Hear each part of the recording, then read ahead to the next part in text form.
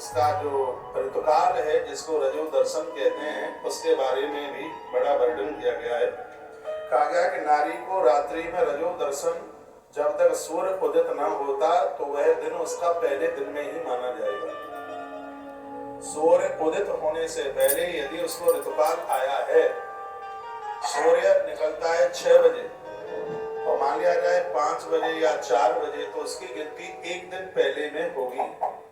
भले आधी रात्रि पर तारीख चेंज हो गई है। इसमें स्पष्ट महात्मा पाराशर कहते हैं इसमें नारी को बिल्कुल कोई भी दोष नहीं लगता। सूर्य उदित होने से पहले रात्रि कालीन में होने वाला जो रजो दर्शन है वो एक दिन पहले में ही उसकी गिनती होती है। एक दिन पहले में उसको मान्य किया गया। चौथे दिन नारी शुद्ध होती हुई, स्नान करती हुई, सिर धोती हुई। एक बात और सुन ले, शुक्रवार ऐसा दिन है नारी को सिर धोने के लिए। एक ऐसा रजो दर्शन वाला समय ऋतुकाल का दिन है जब चौथा दिन लगता है, तो कोई भी दिन क्यों ना हो नारी अपने केस धोने के लिए स्वतंत्र है, ऐसा महात्मा पाराशर कहते हैं। चतुर्थ दिन में वो अपने केस, क्योंकि नारी जब तक केस नहीं धोती है तब तक ऋतुकाल से बाहर निकलकर उसकी शुद्धि नहीं मानी जाती। तो वर्णन किया गया है कि चौथे दिन नारी शुद्ध स्नान करके केस धोकर रसोई का कार्य करती है। 7वें दिन देव पूजन करने के लायक होती है। किसी स्त्री का रजो दर्शन बीमारी की वजह से महीने के मध्य में द्वारा हो जाता है तो वह ऋतुकाल नहीं माना जाता, उसमें वह देवी देवताओं की संपूर्ण पूजा कर सकती है। महात्मा पाराशर कहते हैं कि ये किसी बीमारी के द्वारा हुआ है। ये बहुत जरूरी बात है जो मैं आपके बीच में बोल रहा हूँ, शायद आपको किसी ने बात बताई हो। महात्मा पाराशर कहते हैं कि महीने में एक बार ऋतुकाल होने पर, एक बार रजो दर्शन होने के बाद यदि दोबारा हो जाता है महीने के बीच में तो वह ऋतुकाल नहीं माना जाता, वह रजो दर्शन नहीं माना जाता, वह किसी बीमारी के कारण हुआ है। ऐसी स्थिति में नारी तत्काल स्नान करते ही पवित्र है। वह देवी देवताओं के पूजन में, रसोई गृह कार्य करने में अपने आप में पूर्ण रूप से स्वतंत्र है। मेरी इस बात को आगे फॉरवर्ड कीजिए। इसमें हमारी बहनें और माताएं बहुत परेशान होती हैं। कभी कभी तो उनकी पूजा छूट जाती है, उनके व्रत छूट जाते हैं।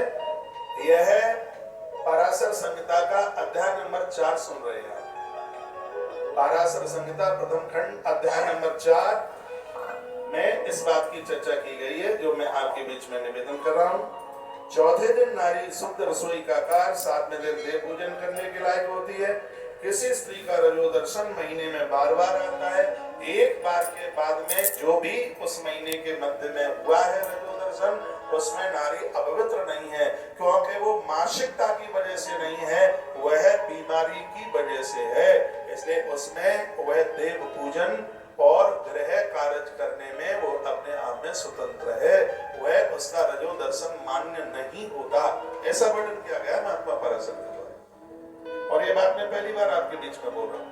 एक बार ये करा लगाइए, बोले भक्त वत्सल भगवान की, श्री हनुमान जी महाराज की। बीमारी की वजह से ऐसा हुआ है, वो कोई शारीरिक बीमारी की वजह से ऐसा हुआ है। जो ऋतुकाल है वो महीने में एक ही बार आता है, लेकिन मध्य में बीच में ऐसी कोई घटनाएं घटी है, कोई ऐसी स्थिति बनी है, तो यह बीमारी की वजह से हुआ है। स्पष्ट लिखा है कि यह बीमारी की वजह से हुआ है। इसमें नारी को अपवित्र नहीं माना जाता, स्पष्ट शब्दों में लिखा है। इसमें नारी को अपवित्र बिल्कुल भी नहीं माना जाता। वह पूजा पाठ करने की पूर्ण रूप से अधिकारी है। एक मैसेज में लिखा है, रचना पाराशर आपने लिखा है, बहुत बड़ी परेशानी दूर हुई है महाराज जी, आज बहुत बड़ा समाधान हुआ है। और ये बिल्कुल 1,00,000 मुझसे थोड़ी बात नहीं आती, जो है वो यही स्पष्ट है पाराशर संहिता में। इस बात का वर्णन किया गया है अध्याय नंबर 4 में। इस बात की चर्चा कई श्लोकों में इस बात की चर्चा की गई, जिसमें नारी के रजो दर्शन कि इसमें तो ये लिखा है कि 7वां दिन जब नारी का होता है तो देवता उसके हाथ की रोटी खाने के लिए तरसते हैं। ऐसा वर्णन है कि महीने के बीच में जो भी कोई मानसिक अपराध हुआ है, रजो दर्शन के द्वारा नारी के अंतस से वो सब बाहर हो जाता है।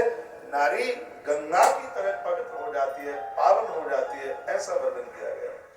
देव उसका दर्शन करते हैं। नारी चतुर्थ दिन में स्नान करने के तत्पश्चात वह सबसे पहले देव दर्शन करे, भगवान का दर्शन करे,